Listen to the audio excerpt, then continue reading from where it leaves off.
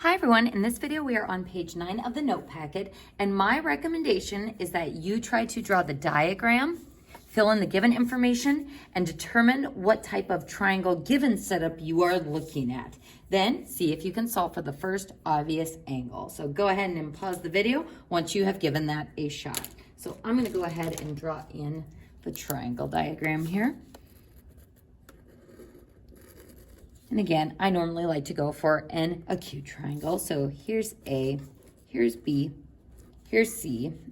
So then that's side B, that's side A, and that's side C. So we know A is 82 degrees. We know side A is 19. And we know side C is 9.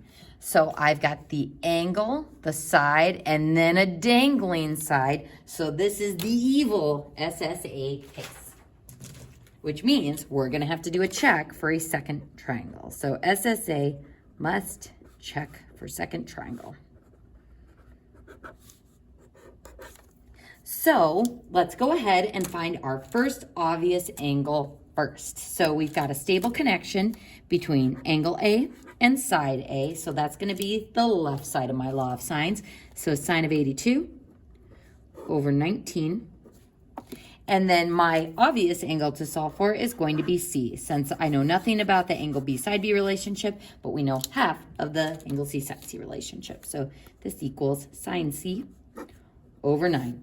So using cross products, we would get 9 sine 82 equals 19 sine C, divide by 19.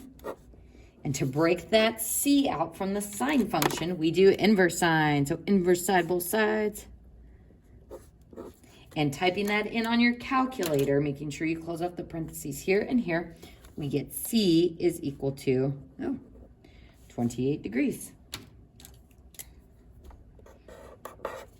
Now, what we have just found is the acute version of this angle.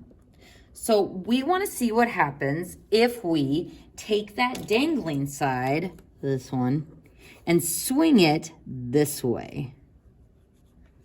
So what happens when I swing it this way so that this acute angle then becomes an obtuse angle in that little triangle? So remember, to find the obtuse version of C, or C prime, we take 180 minus the acute C, which is 180 minus 28 degrees. And so C prime is 152 degrees. This is our obtuse version. But we're not going to put a box around this because you're always going to be able to find a supplementary angle, but it doesn't mean that the triangle, the second triangle itself, is viable. So what we need to do is make sure that this supposedly obtuse angle plus my given angle leaves enough degrees left for my third angle. So to prove that there really is a second triangle, so this is the important proof part of this, we are going to add our given angle, which is the 82 degrees.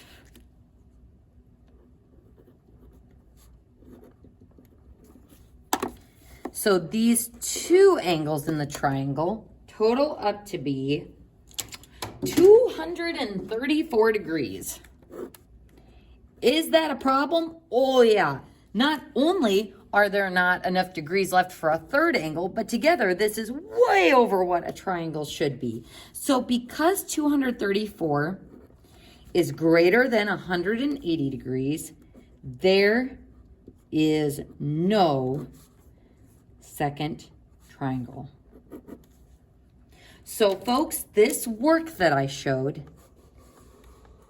this is exactly what I would want to see in your test work and on your homework work. So on test and homework, you must show this work that you checked for a second triangle. So even though there wasn't a second triangle, you still had to show that because it was the SSA case, there was a possibility that there was one. So folks, if you're wondering, so why isn't there a second triangle here?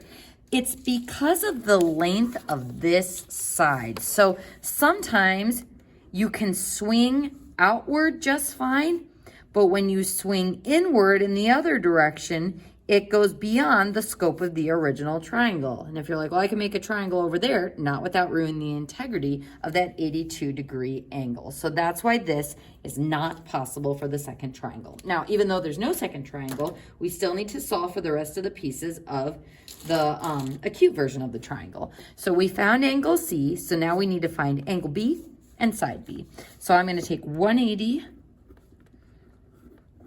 minus the given angle, which is the 82 degrees. That's the same throughout the problem. And then minus the acute C, which is 180. And if you're like, Miss Kyra, do we have to write that out in words first? No, you don't have to, but I just like to do it on these first couple of SSA cases just so you remember, wait, where did those numbers come from?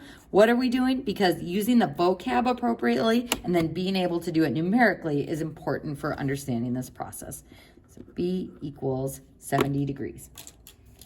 Then our final step is to find out what side B is. So using that stable connection, sine of 82 over 19 equals sine of 70 over B.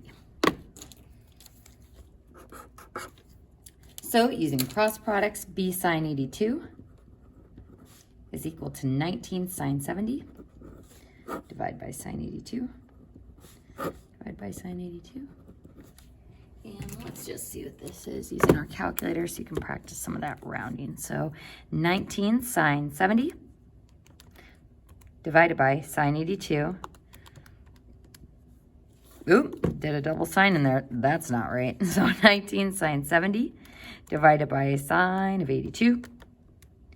And we get 18.0 for the tens place, or you can just say 18. So this is not like chemistry where I'm going to be fussy about sig figs, if you know what those are. So B is 18. So I found my 3 missing pieces, and I also showed that there was the possibility for a second triangle because of that dangling side, but mathematically we have shown that it does not work out. So again, folks, I cannot emphasize enough that this is the work I will be looking for on the test. Let's go ahead and move to our next problem. And this one I would like you to try fully on your own, and then I will walk through the solution once you unpause the video.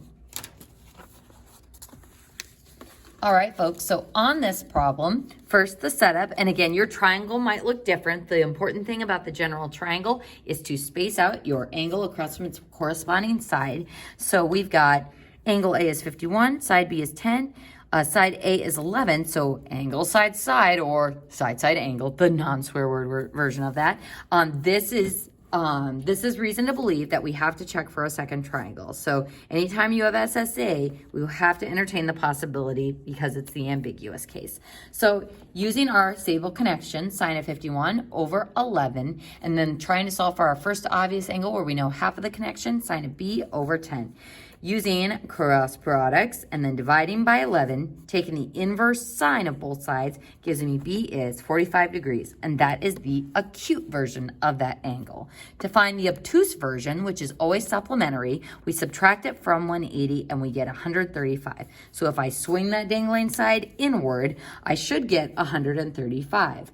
But we need to make sure that the obtuse version plus the 51 degrees leaves enough left for that C prime. So if I add 51, the given angle,